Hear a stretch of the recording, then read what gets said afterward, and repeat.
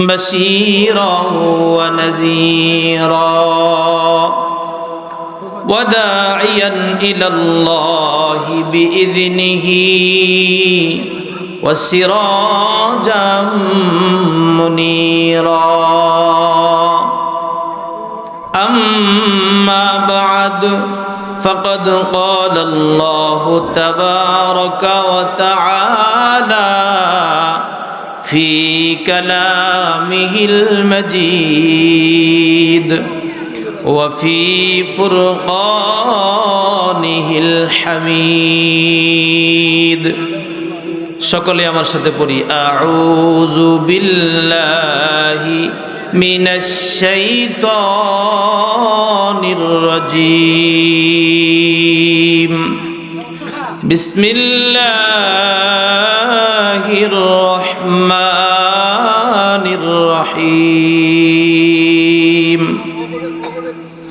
ইয়া আইয়ুহাল্লাযীনা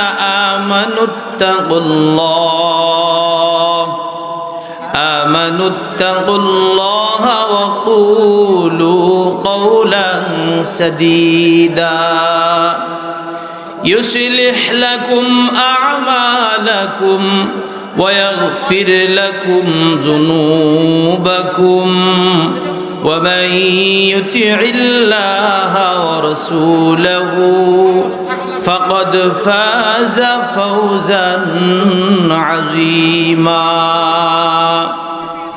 بارك الله لنا ولكم في القرآن العظيم وقال رسول الله صلى الله عليه وآله وسلم لا تزول قدم ابن آدم يوم القيامة حتى يسأل خمس عن عمره فيما أفناه وعن شبابه فيما أبلاه وعن ماله من أين اكتسبه وفيما أنفقه وماذا عمل بماذا علم أو كما قال عليه الصلاة والسلام اللهم صل على محمد وعلى آل محمد كما صليت على إبراهيم وعلى آل إبراهيم إنك حميد مجيد اللهم بارك على محمد وعلى آل محمد كما باركت على إبراهيم وعلى آل إبراهيم إنك حميد مجيد रुखसार से बुर्का का जरा पर्दा उठा दो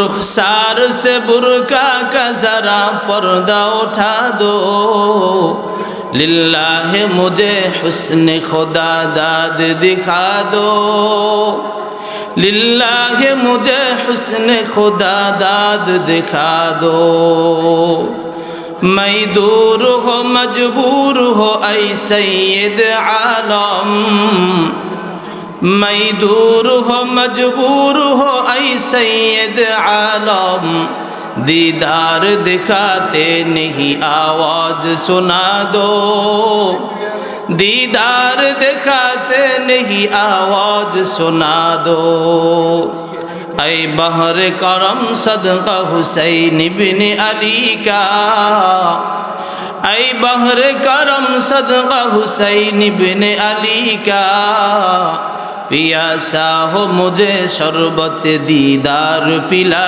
दो पियासा हो मुझे शरबत दीदार पिला दो अल्हम्दुलिल्लाह বৈরা বাজার বাইতুল আমান নুরানি মাদ্রাসার উদ্যোগে আয়োজিত চতুর্থ বার্ষিক ইসলামী মহাসম্মেলন অধ্যকার সম্মেলনের সম্মানিত সভাপতি, প্রধান অতিথি, বিশেষ অতিথি সহ অত্র মাহফিলে উপস্থিত মুরব্বিয়ানে কেরাম, যুবক ভাইরা, স্নেহের কচি ও কাচারা, পর্দার অন্তরালে অবস্থানরত শ্রদ্ধেয়া মা ও বোনেরা, আগন্তুক জাতির শ্রেষ্ঠ সন্তান, জাতির রাহবার ওলামায়ে কেরাম, মাদ্রাসার আজিজ তোলাবা, সকলের প্রতি আন্তরিক মোবারকবাদ জ্ঞাপন করছি। সকলেই মিলে সেই রব্বে কারিমের দরবারে শুকর গুজার করি, যে মহান প্রতিপালক আমাদেরকে মানুষ যেই সময় দিকভ্রান্ত হয়ে মানুষ দিক বিদিক ছুটাছুটি করছে, বেশিরভাগ মানুষ যেই সময় গুনাহের কাজে প্রতিযোগিতা শুরু করে দিয়েছে, এমন এক সময়ে আল্লাহ তাআলা আয়োজকদেরকে দ্বীনি এই মুজাকারার পরিবেশ, জালিসুর রহমান এই মাহফিল আয়োজন করার তৌফিক দান করেছেন। আমাদেরকেও কাউকে শ্রোতা, কাউকে বক্তা, দূর দূরান্ত থেকে বিভিন্ন জনকে বিভিন্ন অবস্থার থেকে ফারাক করে দ্বীনি এই মজমায় আসার বসার সুযোগ করে দিয়েছেন। এজন্য দিল থেকে রব্বে কারিমের দরবারে শুকরিয়া আদায় করি, জবান খুলে পড়ি আলহামদুলিল্লাহ। লক্ষ কোটি দরুদ সালাম সরকার দু জাহা মুহাম্মদুর রাসূলুল্লাহ সাল্লাল্লাহু আলাইহি ওয়াসাল্লামের উপর। খুবই গুরুত্বপূর্ণ আলোচনা করতেছিলেন হাফেজ মাওলানা মুফতি ওমর ফারুক আসাদি সাহেব। আল্লাহ তাআলা তার ইলম, আমল, জবানের মধ্যে বারাকাত দান করুক, হায়াতে তয়্যিবা দান করুক, সকলে বলি আমিন। তার পূর্বে আলোচনা করেছিলেন হাফেজ হুসাইন আল কাউসার কাসেমি দাওয়াত বরকাতুহুম। হযরতকেও আল্লাহ তাআলা ইলমি নূর দান করুক, ইলমি অবস্থায় ইলমের খেদমতে আল্লাহ তাআলা তাদেরকে দ্বীনের খাদেম হিসেবে কবুল করে নেন, দ্বীনের দায়ী হিসেবে আল্লাহ তাআলা কবুল করে নেন, আল্লাহুম্মা আমিন।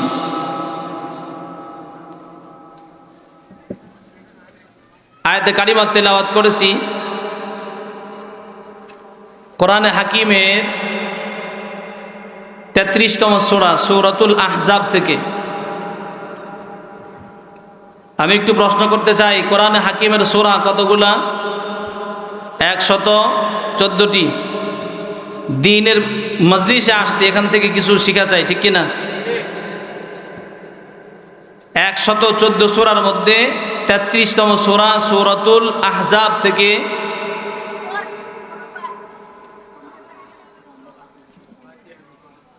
দুটি আয়াতে কারিমা তেলাওয়াত করেছি। যে আয়াতে কারিমা দুটো আল্লাহ তাআলা ইমানদারদেরকে সচেতন করেছেন, সুবহানাল্লাহি বিহামদিহি। কাদেরকে সচেতন করেছেন? ইমানদারদেরকে। কেননা দুনিয়ার জিন্দেগিতে মানুষকে আল্লাহ তাআলা যত নেয়ামত দান করেছেন, সমস্ত নেয়ামতের মধ্যে দামি নেয়ামত হচ্ছে দৌলতে ঈমান। সবচাইতে বড় নেয়ামতের নাম কি? ঈমান। কেননা দুনিয়াতে একজন মানুষ সব কিছুর অধিকারী যদি হয়, কিন্তু শুধুমাত্র ঈমান নামক এই নেয়ামত থেকে যদি বঞ্চিত হয়, তাহলে দুনিয়ার সব কিছুর বিপক্ষে, সব কিছু ধ্বংসের জন্য একটা নেয়ামত থেকে বঞ্চিত হওয়াই যথেষ্ট। আর দুনিয়ার অন্যান্য নেয়ামত থেকে যদি সে কোনো ক্রমে তার অংশে কমও হয়, কিন্তু দৌলতে ঈমানের নেয়ামতের ভাগীদার, অংশীদার, মালিকানা সে যদি অর্জন করতে পারে, দুনিয়ার সবচাইতে বড় কিছু তার হাতছাড়া হলেও ওই ব্যক্তি সবচাইতে দামি মানুষ, সুবহানাল্লাহি বিহামদি, ঠিক কিনা? কেননা ঈমান এমন এক দৌলতের নাম, যেটা আমি আমার পরিচয় দেওয়ার জন্য যে একটা উৎকৃষ্ট পরিচয়, এই পরিচয় বহন করে কি? ঈমান। দুনিয়াতে আল্লাহ তাআলা যত মাখলুকাত সৃষ্টি করেছেন, সমস্ত মখলুকাতের মধ্যে দামি পরিচয়, দামি মাখলুকের নাম কি? ইনসান তথা মানুষ। আপনার আমার ভাষা বুঝতে কষ্ট হয়? সমস্ত মাখলুকের মধ্যে দামি মাখলুকের নাম ইনসান তথা মানুষ। আবার এই মানুষের ভিতরে বাহ্যিক সুরতে আমরা হাত পা চোখ কান নাক গলা সমস্ত মানুষ যাদেরকে আমরা সম্বোধন করে থাকি, এই মানুষদের ভিতরে প্রকৃত মানুষ, দামি মানুষ তারা যারা ঈমানওয়ালা। সুবহানাল্লাহ ওয়া বিহামদি। কেননা আল্লাহ তাআলা বলেন, ওয়ামা খালাকতুল জিন্না ওয়াল ইনসা ইল্লা লিয়াবুদুন।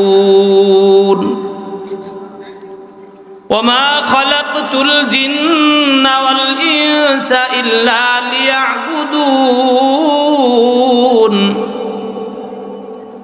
আল্লাহ তাআলা বলেন, আমি আল্লাহ জিন এবং ইনসানকে আমি আল্লাহ তাআলার ইবাদত ব্যতি রেখে অন্য কোনো উদ্দেশ্যে সৃষ্টি করি নাই। এখান থেকে বোঝা যায় যে মানুষগুলি আল্লাহ তাআলার ইবাদত করে, আল্লাহ যেহেতু মানুষ এবং জিন বানাইছেন তার গোলামির জন্য। কিসের জন্য? যে মানুষগুলো আল্লাহ তাআলার গোলামি করে, আল্লাহ তাআলার হুকুমের মেজদাক, ওই মানুষগুলো আল্লাহ তাআলার গোলাম। যেমনি ভাবে তারা আল্লাহ তাআলার গোলাম, তাহলে যারা ইবাদত করে না, আল্লাহর গোলামি করে না, এরা সুরতে মানুষ হিসেবে আমরা জানলেও প্রকৃত পক্ষে আল্লাহ তাআলার হুকুমের আওতাভুক্ত না হওয়ার কারণে এরা প্রকৃত মানুষ হতে পারে না। গর্ব সুরত আদমি ইনসাবুদে, গর্ব সুরত আদমি ইনসাবুদে, আহমদ বু জাহল হম এক সাবুদে, আহমদ বু জাহল হম এক সাবুদে। এজন্য আল্লাহ তাআলার আরেফ বলেন, সুরতে মানুষগুলো হাত পা চোখ কান নাক গলা যত মানুষ আমরা দেখি, আমাদের দৃষ্টিতে সবাই মানুষ হলেও প্রকৃত পক্ষে মানুষ তো তিনি আল্লাহ তাআলার নিকট। যেই সমস্ত মানুষগুলোকে আল্লাহ তাআলা কি জন্য বানাইলেন, এই প্রশ্নের উপলব্ধি যারা করতে পারে, সেই অনুযায়ী যারা জীবন চালাইতে পারে, এরাই হচ্ছে প্রকৃত মানুষ। আর যদি হাত পা চোখ কান নাক বিবেচনা করে মানুষ সাব্যস্ত করতে চাই, হাত পা চোখ কান নাক মুখ আবু জেহেলেরও ছিল কিনা? আমার আপনার নবী পয়গম্বর আরবি সাল্লাল্লাহু আলাইহি ওয়াসাল্লামেরও আবু জেহেলের চাইতে হাত কিন্তু একটা বেশি ছিল না? ছিল? আবু জেহেলের দুইটা ছিল, আমার আপনার নবী কি আর একটা বেশি ছিল? আবু জেহেলের একটা ছিল, পয়গম্বর আরবির কি দুইটা ছিল? এমনটা চোখের বেলায় তাকায় দেখেন, তার যা ছিল পয়গম্বর আরবিরও তা ছিল। নমরুদ, ফেরাউন, এদেরও শরীরের অবয়ব অঙ্গ প্রত্যঙ্গ যেমন ছিল, পয়গম্বর আরবি সাল্লাল্লাহু আলাইহি ওয়াসাল্লামের শরীরের অবয়ব কিন্তু বাহ্যিক সূরতে এমনটাই ছিল। ঠিক কিনা? তাহলে হাত পা চোখ কান নাক মুখ বাহ্যিক সূরতে এরা মূলত সূরতে মানুষ, সিরতে মানুষ তো তারা, প্রকৃত মানুষ তো তারা যাদেরকে আল্লাহ তাআলা যে উদ্দেশ্যে বানাইছেন, এই উদ্দেশ্য যারা পুরা করে তারাই হচ্ছে প্রকৃত মানুষ। তাহলে এই প্রকৃত মানুষগুলি যদি হয় ইমানওয়ালা মানুষ, ইমানদার মানুষ, যদি যেমন সমস্ত অঙ্গ প্রত্যঙ্গওয়ালা চোখ কান নাক মুখওয়ালা মানুষ, এর মধ্যে হিন্দু আছে, ইহুদি আছে, খ্রিস্টান আছে, বিভিন্ন জাতি উপজাতি বিজাতি রয়েছে, আছে কিনা? সমস্ত মানুষগুলোর মধ্য থেকে যদি তাকায় দেখেন, এদের শরীরের ভিতরে রক্ত গোশত, ইমানদারের শরীরের মধ্যেও যেমন রক্ত গোশত আছে, বেঈমানের শরীরের মধ্যেও তেমন রক্ত গোশত আছে কিনা? পার্থক্য কোথায়? পার্থক্য হচ্ছে এটা ইমানওয়ালা দামি মানুষ, ওটা ইমান ছাড়া সুরতে মানুষ হইলেও প্রকৃত মানুষ নয়। এজন্যই তো আল্লাহ তাআলা আপনাকে আমাকে শুধুমাত্র সমস্ত মাখলুকাতের মধ্যে দামি সৃষ্টি মানুষ বানান নাই, মানুষের মধ্যেও দামি মানুষ, ইমানদার মানুষ হিসেবে আল্লাহ আপনাকে আমাকে পরিচয় দেওয়ার মতো সুযোগ করে দিয়েছেন। এজন্য একটু জবান খুলে চিল্লায় আল্লাহ তাআলার দরবারে শুকরিয়া আদায় করি, জবান খুলে দিল উজাড় করে বলি আলহামদুলিল্লাহ। মানুষ আমরা হইছি, ইমানদার আল্লাহ আপনাকে আমাকে বানাইছেন, এজন্য মনে হয় আমরা খুব একটা খুশি হইতে পারি নাই। পারছি? খুশি হইলে তো খুশির আওয়াজ বেশি হয়। খুশির আওয়াজ কি হয়? বেশি হয়। তাহলে খুশির আওয়াজ যেহেতু কম, তাহলে আমরা খুব খুশি হই নাই, কম খুশি হয়েছি, ঠিক না? তাহলে আল্লাহর দেওয়া জবান দিয়ে আল্লাহ তাআলার হামদ প্রশংসা বর্ণনা করব। আরেকটু জোরে বলা যাবে? সবাই বলেন, বলা যাবে? আরেকটু চিল্লায় বলি আলহামদুলিল্লাহ, আল্লাহু আকবার। আরেকটু আওয়াজ করে বলি আল্লাহু আকবার। মালিকের দেওয়া জবান দিয়ে, মালিকের দেওয়া শক্তি দিয়ে, শরীর দিয়ে একটু মালিককে খুশি করার জন্য আওয়াজ দিয়ে আর একটু মালিককে ডাক দেই আল্লাহ। আর একটু জোরে বলি আল্লাহ। এই যে আল্লাহর দেওয়া জবান দিয়ে, আল্লাহর দেওয়া জবান দিয়ে আল্লাহ তাআলার নাম, আল্লাহ তাআলার জাত সত্তা নাম, সত্তাগত নাম, জাতি নাম আল্লাহ বলেছি, একবার আওয়াজ করে দিলের মহাব্বতে, দিলের মধ্যে মহাব্বত নিয়ে আল্লাহ তাআলার নাম আল্লাহ বলে ডাক দিয়েছি। তাফসিরে ইবনে কাসিরের মুসান্নিফ লেখেন, একবার আল্লাহকে আল্লাহ বলে মহাব্বত ভরা অন্তর দিয়ে একবার আল্লাহ বলে ডাক দিলে ওই বান্দার আমলনামার মধ্যে আল্লাহ তাআলা খুশি হয়ে কম পক্ষে 4000 নেকি লিখিয়া দেয়। কয় হাজার? কয়বার ডাকছি? একবার যদি আল্লাহর দেওয়া জবান দিয়ে আল্লাহ তাআলার নাম ডাকার কারণে আল্লাহ 4000 নেকি লিখিয়া দেন। আরেকজন মুহাদ্দিসে কেরাম বলেন, আরেকজন মুহাদ্দিস বলেন, যেই বান্দার প্রতি আল্লাহ তাআলার নাম জপার কারণে আল্লাহ খুশি হয়ে তার আমলনামার মধ্যে 4000 নেকি লিখিয়া দেন। কি হয়ে? খুশি হয়ে। কি হয়ে? মুহাদ্দিস বলেন, ওই মুহাদ্দিস বলেন, যেই আল্লাহ ওই বান্দার প্রতি খুশি হইলেন মানে বান্দার প্রতি আল্লাহ তাআলার রহমতের নজর পড়ছে কিনা? আল্লাহ তাআলার রহমতের নজর ওই বান্দার প্রতি পড়ছে মানে আল্লাহ তাআলার প্রতি, ওই আল্লাহ তাআলা ওই বান্দার প্রতি রহমতের নজর লাগার কারণে বান্দার আমলনামা থেকে 4000 গুনাহ মিটাইয়া দেয়। তারপরেও তো আমরা বলতে চাই না। কত কথা আমরা আমাদের জবান দিয়ে বলি, কতভাবে কত কিছু জবানকে অপচয় করি, জবানের অপচয় করি, কিন্তু এই জবান দিয়ে আল্লাহ তাআলার নাম, আল্লাহ তাআলার কালাম, আল্লাহ তাআলার কোরআন, আল্লাহ তাআলার দেওয়া ঈমানের কালেমা বলতে সময় পাই না, ঠিক না? এজন্যই তো আল্লাহ তাআলা কোরআনে হাকিমের সূরাতুল আহজাবের এই আয়াতের মধ্যে আল্লাহ তাআলা প্রথমত বুঝাইছেন, ও দুনিয়ার মানুষ, তোমাদেরকে আমি আল্লাহ তাআলা বড় দয়া আর মায়া করে, মেহেরবানি করে তোমাদেরকে আমি আল্লাহ তাআলা ইচ্ছা করলে গরু বানাইতে পারতাম, গাধা বানাইতে পারতাম, ঘোড়া বানাইতে পারতাম, ছাগল বানাইতে পারতাম, শিয়াল বানাইতে পারতাম, কুকুর বানাইতে পারতাম, শূকর বানাইতে পারতাম, কিন্তু আমি আল্লাহ দয়া করে মায়া করে তোমাকে শিয়াল বানাই নাই, কুকুর বানাই নাই, শূকর বানাই নাই, গাধা বানাই নাই, ঘোড়া বানাই নাই।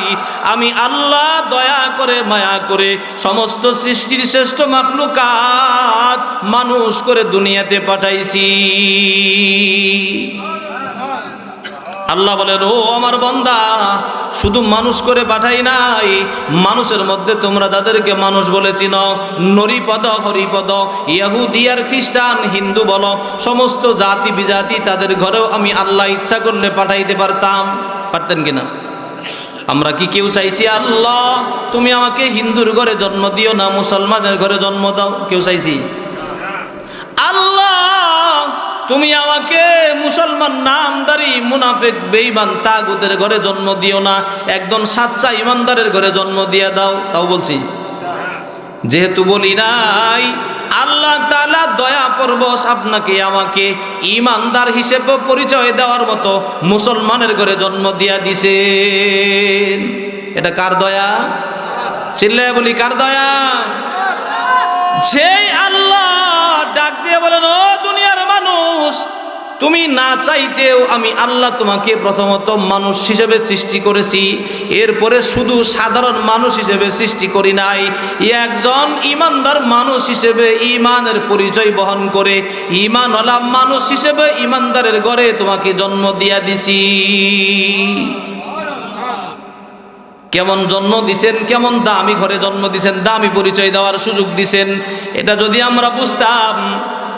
যদি আমরা বুঝতাম এই জন্য শুকরিয়া আদায় করতে আমরা ব্যস্ত হয়ে যাইতাম।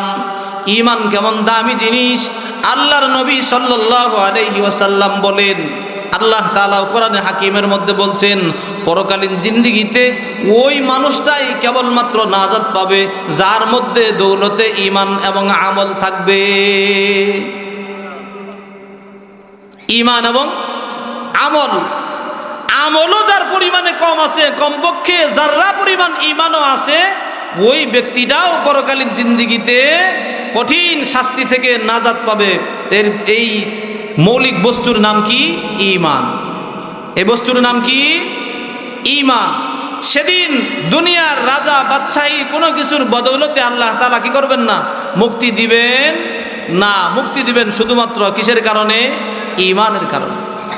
ঈমানের সাথে যাদের নেক আমল আছে এরা আরো বেশি তাড়াতাড়ি মুক্তি পাবেন, এরা আরো বেশি সম্মানিত হবেন। যাদের আমল কম আছে, কমপক্ষে ঈমান আছে, অন্তত এই ঈমানের কারণে সেদিন মুক্তি পাবেন। পক্ষান্তরে যাদের ঈমান নাই তাদের হিসাবও নাই, বিনা হিসেবে জাহান্নাম। হিসাব কাদের হবে? একটা সুস্পষ্ট বিষয় আমরা পরিষ্কার হই, পরকালীন জিন্দেগিতে হিসাব কাদের হবে?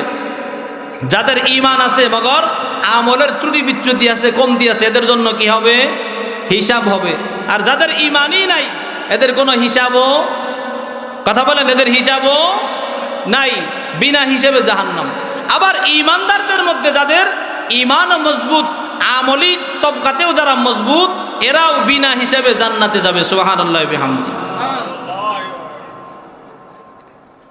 তাহলে ওই দিন সবচাইতে যে বিষয়টা দামি হিসেবে সাব্যস্ত হবে, এটা যদি আমরা দুনিয়া থেকে চূড়ান্তভাবে সিদ্ধান্ত নিয়ে অর্জন করতে না পারি, দুনিয়া থেকে এই দৌলত যদি অর্জন করতে না পারি, ওখানে গিয়ে পাওয়া সম্ভব না। এই বস্তুর নাম কি? ঈমান।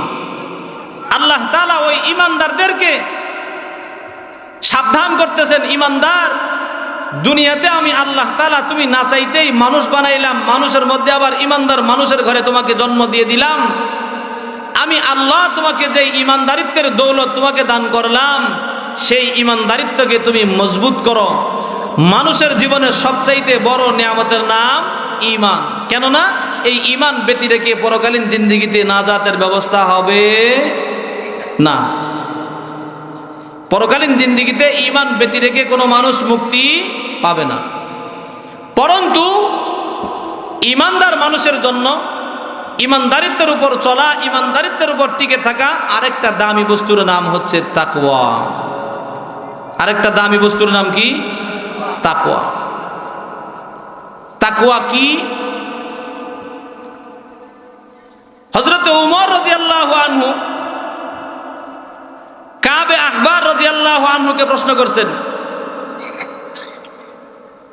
তাকওয়া কি জিনিস? মা হুয়া তাকওয়া? কাবে আহবার উত্তর দিয়েছেন, খলিফাতুল মুসলিমিন, তাকওয়া এমন এক জিনিসের নাম, যেই তাকওয়া মানুষের অন্তরের মধ্যে থাকলে এই তাকওয়াওয়ালা অন্তরওয়ালা মানুষটাকে, অন্তরের ভিতরে যার তাকওয়া আছে, এই তাকওয়া সেই মানুষটাকে গুনাহ থেকে ফিরায়। সুবহানাল্লাহ। কিসের থেকে ফিরায়? গুনাহ থেকে ফিরায় এবং নেক কাজ করার দিকে তাকে অগ্রগামী করে। সুবহানাল্লাহ বিহামদি। এবার উমর রাদিয়াল্লাহু আনহু প্রশ্ন করলেন, কাবে আহবার, তাকওয়া এমন জিনিস, এর চাইতে উত্তম একটা জিনিস আমার কাছে একটা দৃষ্টান্ত আছে, উপমা আছে। কি বর্ণনা করেছেন? বর্ণনাকারী বলেন, কাবে আহবার বলেন উত্তম জিনিসটা হচ্ছে এমন, আপনি কাঁটাযুক্ত অন্ধকার রাস্তায় চলাচল করছেন কিনা? অন্ধকার রাস্তায়, কাঁটাযুক্ত রাস্তায় মানুষ যখন চলতে গিয়ে মানুষ যখন পা উঠায়, কদম ফেলে, এক একটা কদম ফেলে ভয়ে ভীত সন্ত্রস্ত হয়ে সাবধানতার সাথে কদম ফেলে। কেননা অসাবধানতার সাথে যদি কোনো মানুষ কদম ফেলে অন্ধকার কাঁটাযুক্ত রাস্তার মধ্যে যে কোনো সময় নিজের অজান্তেই কাঁটা লেগে যাইতে পারে।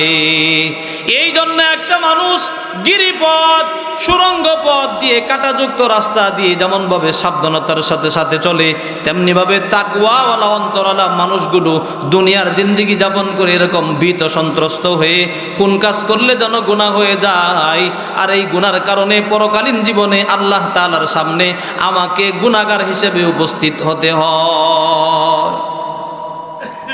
তাফসীরে মারিফুল কোরআনের মধ্যে মুফতি শফি রহমতুল্লাহি আলাইহি লেখেন, তাকওয়া হচ্ছে এমন ভূষণ, তা'মুরুনা বিল মা'রুফ ওয়া তানহাউনা আনিল মুনকার, যে আল্লাহ তাআলা বলেছেন ওই ব্যক্তি প্রকৃত ঈমানদার যিনি সৎ কাজের নিজেও করেন এবং সৎ কাজের আদেশ মানুষদেরকে দেয়, অসৎ কাজ থেকে নিজেও যেমন বিরত থাকে তেমনি মানুষকেও অসৎ কাজ থেকে বিরত থাকার উপদেশ দেয়।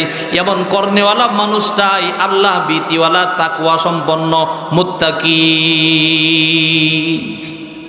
এ কথায় আমার আপনার রব বলেন, হে ঈমানদারগণ, আমি আল্লাহ তাআলাকে ভয় করো, আমি আল্লাহ তাআলাকে ভয় করো। তুমি কে তোমার ঈমানকে টিকিয়ে রাখার জন্য, পরকালীন জিন্দেগিতে তোমার ঈমান নাজাত দিবে এমন মজবুত ঈমান অর্জনের জন্য দুইটা জিনিস তোমার লাগবে। কয়টা? দুইটা পরামর্শ আল্লাহ তাআলা দিয়েছেন। একটা হয়েছে ইত্তাকুল্লাহ, দুনিয়ার জিন্দেগি যাপন করবা, চলবা ফিরবা সর্ব অবস্থা আমি আল্লাহ তাআলাকে ভয় করে চলবা। তুমি মনে করবা যা কিছু করতেছো সব কিছু আমার আল্লাহ দেখেন। কেউ দেখে না, কে দেখে? কেউ শুনে না, কে শুনে? কেউ জানে না দিলের খবর, সেটাও আল্লাহ তাআলা জানেন। ইন্না রাব্বাকা হুয়া আ'লামু বিমান দাল্লা আন সাবিলি ওয়া হুয়া আ'লামু বিল মুহতাদিন। আল্লাহ তাআলা বলেন, নিশ্চয় তোমার রব তোমার দিলের খবর রাখেন, তোমার দিলের ভিতরে তুমি হেদায়েতওয়ালা না গোমরা, এটা আল্লাহ যেমন জানেন। তুমি নেক কাজে আগ্রহী না বদ কাজে আগ্রহী, এটাও কে জানে? আল্লাহ তাআলা জানেন। এই জন্য আল্লাহ তাআলা বলেন, দুনিয়ার জিন্দেগিতে জীবনযাপন করবা, চলবা ফিরবা সর্ব অবস্থায় আমি আল্লাহ তাআলাকে হাজির নাজির জেনে, আমি আল্লাহ তাআলা সব কিছু দেখনেওয়ালা, জানলেওয়ালা, শুননেওয়ালা, এই কথা তোমার দিলের মধ্যে লালন করে যদি তুমি চলতে পারো, যদি তুমি চলতে পারো, কথা বলার ক্ষেত্রে বিশেষ করে আল্লাহ বলেন, বিশেষ করে তুমি তোমার জীবনে যত কথা বলবা, জবানকে যত জায়গায় ব্যবহার করবা, জবানকে ব্যবহার করতে গিয়ে এমন কোনো জবান দ্বারা এমন কোনো কথা বলবা না যেই কথাটা তোমার জন্য অশুভনীয় হয়, যেই কথাটা তোমার জন্য মিথ্যাচার হয়, যেই কথাটা তোমার জন্য ঈমানের পরিপন্থী হয়, যেই কথাটা তোমার জন্য নেক কাজের পরিপন্থী হয়, যেই কথাটা তোমার জন্য গুনাহের কাজ হয়ে যায়, এমন কথা তুমি তোমার জবান দ্বারা বলবা না। যদি তোমার জবানকে তোমার জীবনের সব কিছু পরিচালনার ক্ষেত্রে বিশেষ করে তুমি তোমার জবানকে যদি এইভাবে পরিচালনা করতে পারো, আল্লাহ তাআলা বলেন, তাহলে আমি আল্লাহ তাআলা তোমাকে তোমার জিন্দেগির যাবতীয় নেক কাজ করার মতো সুযোগ আমি আল্লাহ তাআলার পক্ষ থেকে দিয়ে দিব। নেক কাজ করার তৌফিক কে দেয়? আওয়াজ দিয়ে বলি, কে দেয়? আল্লাহ তাআলা বলেন, ওয়াকুলু কওলান সাদীদা, কথা যখন বলো, কথা বলতে গিয়ে জবানকে, নিজের জবানকে আয়ত্ত করে, নিজের জবানকে সংযত করে, সংবরণ করে কথা বলবা। কেননা তুমি তোমার জবান দ্বারা এমন কথা বলো না, জবান দিয়ে যেই কথা বলার দ্বারা প্রমাণিত যেন না হয় তুমি ঈমানদার নও। আমি ঈমানদার, আমি মুসলমান, এ কথার প্রমাণ সর্বপ্রথম কিসের মাধ্যমে আসে? জবানের মধ্য দিয়ে আসে, ঠিক কিনা? নবী আলাইহিস সালাতু ওয়াস সালাম বলেন, হুয়াল ইকরারু বিল লিসান ওয়াত-তাসদীকু বিল জিনান ওয়াল আমালু বিল ইরকান। মৌখিক স্বীকৃতি, অন্তরের বিশ্বাস আর কাজে পরিণত করার নাম ঈমান। জবান দিয়ে যদি আল্লাহর দ্বীনের বিরুদ্ধে কোনো কথা বলি,